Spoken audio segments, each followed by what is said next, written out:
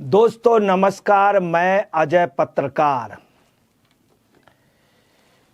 Delhi CM Arvind Kejriwal की गिरफ्तारी के बाद से ही राजधानी में राष्ट्रपति शासन लगाने की अटकलें लगाई जा रही हैं। हालांकि दिल्ली सरकार के मंत्री कह रहे हैं कि सीएम केजरीवाल जेल से ही सरकार चलाएंगे, लेकिन इस बीच दिल्ली के उपराज्यपाल विनय कुमार सक्सेना ने गृह मंत्रालय को पत्र लिखकर दिल्ली सरकार की शिकायत की है। दिल्ली के उपराज्यपाल ने गृह मंत्रालय को दिल्ली के मंत्रियों की गंभीरता की कमी और लोगों के लिए केंद्रित शासन के मुद्दों के प्रति असंवेदनशीलता के बारे में दिल्ली के उपराज्यपाल LG के सक्सेना ने गृह मंत्रालय को एक पत्र लिखा है और उस पत्र में आप मंत्री सौरभ भारद्वाज, गोपाल राय, कैलाश गहलोत और आतिशी मार्लेना स्वास्थ्य के बुनियादी ढांचे और ग्रीष्मकालीन कार्य योजना से संबंधित मुद्दों पर उनके द्वारा बुलाई गई बैठकों में शामिल होने से इनकार कर रहे हैं। LG सचिवालय के सूत्रों के अनुसार सक्सेना ने 29 मार्च और 2 अप्रैल को 2 बार मंत्रियों के साथ बैठक की मांग की थी। इसके अनुसार 2 अप्रैल को उपराज्यपाल द्वारा एक बैठक के लिए गोपाल राय, कैलाश गहलोत, आतिशी मार्लेना और सौरभ भारद्वाज को बाकायदे लिखित में सूचना भेजी गई थी। उनको बताया गया था, हर तरह से सूचित किया गया था और बाकायदे LG ने सूचित किया था। अब आपको बता दें, ये मीटिंग बेहद ज़रूरी होती है कि राज्य की गतिविधियाँ कैसे चलें। तमाम वो होते हैं, समस्याएं आती हैं, परंतु ये लोग बिल्कुल भी मंत्री चिंतित नहीं। इनको सिर्फ लगा है प्रोपोगंडा से मतलब है और प्रेस कॉन्फ्रेंस से मतलब है। राज्य पे कोई भी समस्याओं का सॉल्व नहीं कर रहे हैं लोग।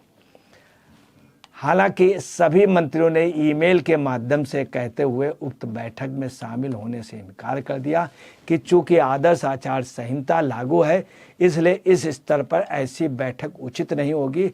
पत्र में कहा गया कि माननीय उपराज्यपाल को मानना है कि इस प्रकार के परामर्श आवश्यक था ताकि मुख्यमंत्री की गिरफ्तारी और हिरासत की पृष्ठभूमि में शासन के नियमित काम बाधित न हो। ये राज्यपाल का कहना। सूत्रों के अनुसार भारद्वाज ने सचिवालय को एक संदेश भेजा था जिसमें लिखा था कि माननीय LG के साथ इस बैठक का एजेंडा चाहते हैं। ताजुब ये देखिए, भारद्वाज ने सचिवालय को भेजा और पहले से एजेंडा भी चाहिए। हर जगह इनको एजेंडा चाहिए। मुझे नहीं लगता कि माननीय सीएम के निर्देशों के बिना कोई बैठक बुलाई जा सकती है। कृपया बताएं। LG कार्यालय के सूत्रों ने कहा कि 2 अप्रैल को फिर से बुलाई जाने वाली बैठक का एजेंडा साझा किए जाने पर भारद्वाज ने आदर्श आचार संहिता प्रभावी होने का बहाना बनाया, जबकि उनके सहयोगियों ने ED को हिरासत से सीएम के कथित पत्र के सार्वजनिक रूप से यह कहते हुए कहा कि मंत्रियों के सार्वजनिक मुद्दों को सुलझाने में आवश्यक होने पर LG की सलाह लेनी चाहिए। अब आपको बता दें, विधानसभा में आम आदमी पार्टी के विधायकों ने बीजेपी पर गंभीर आरोप लगाया है कि उन्होंने कहा सीएम अरविंद केजरीवाल को गिरफ्तारी के बाद भाजपा राजधानी में राष्ट्रपति शासन लगाने की कोशिश कर रही। विधायकों का कहना है कि भाजपा केजरीवाल की गिरफ्तारी के बाद उन्हें इस्तीफा देने पर मजबूर करने की कोशिश कर रही, जिससे दिल्ली में आपातकाल जैसी स्थिति बन जाए। अब आपको बताना है कि रियलिटी ये है कि अरविंद केजरीवाल इतना सब होने के बावजूद भी हाईकोर्ट से भी आज उनको डांट पिटी है, बहुत बुरी तरीके से डांटे गए हैं और उनको स्पष्ट कह दिया गया कि जमानत की आपकी याचिका नहीं है और आपके साथ जो भी है रिमांड बिल्कुल उचित था और आपके खिलाफ इतने सबूत मिले हैं, ED ने भी किए, उस हिसाब से आपको हिरासत में रहना ज़रूरी है।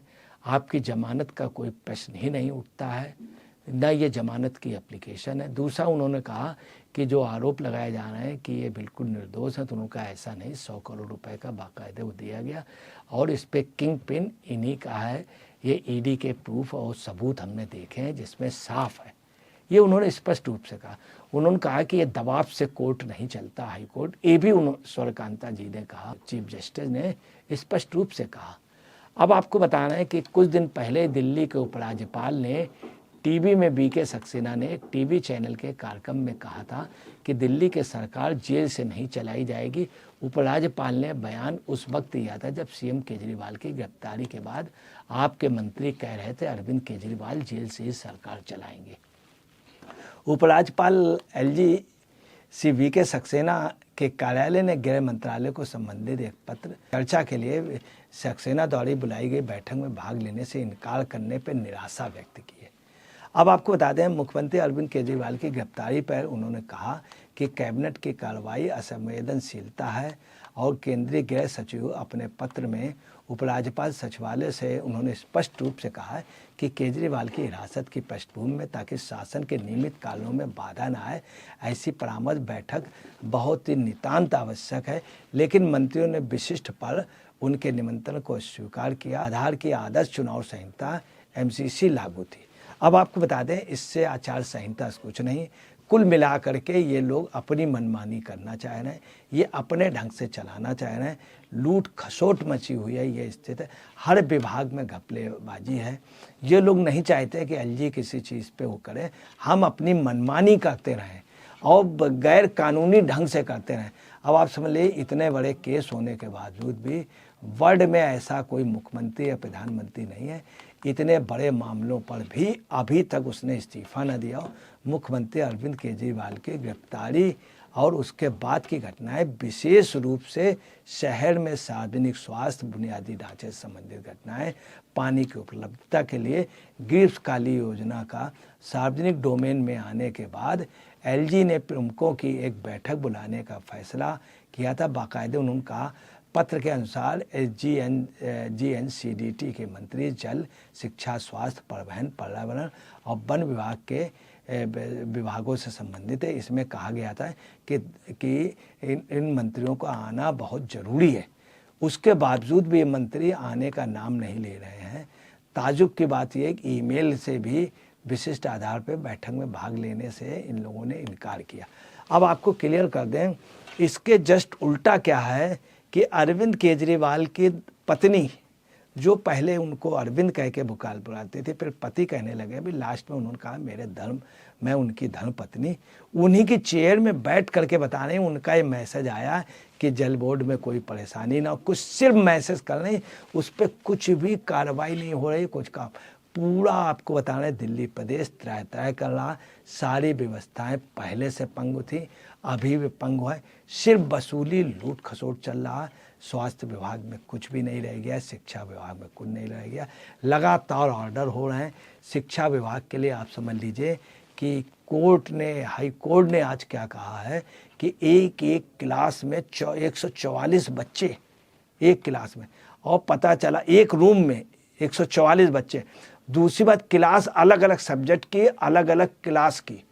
पता चला कि कोई क्लास कोई है और कोई उससे 2 दर्जे आगे का क्लास है, सब एक साथ पढ़ाया जाना है। उन्होंने कहा कि अगर एजुकेशन अच्छी नहीं होगी, हाई कोर्ट ने कहा था, अगर एजुकेशन अच्छी नहीं होगी तो तिहाड़ में 10,000 की क्षमता है और 20,000 से ज़्यादा लोग तिहाड़ में, अगर ठीक से एजुकेशन नहीं होगी तो लोग फिर क्या अपराध करेंगे, जेल में जाएंगे। मतलब इनडायरेक्ट वे पे ये पोजीशन।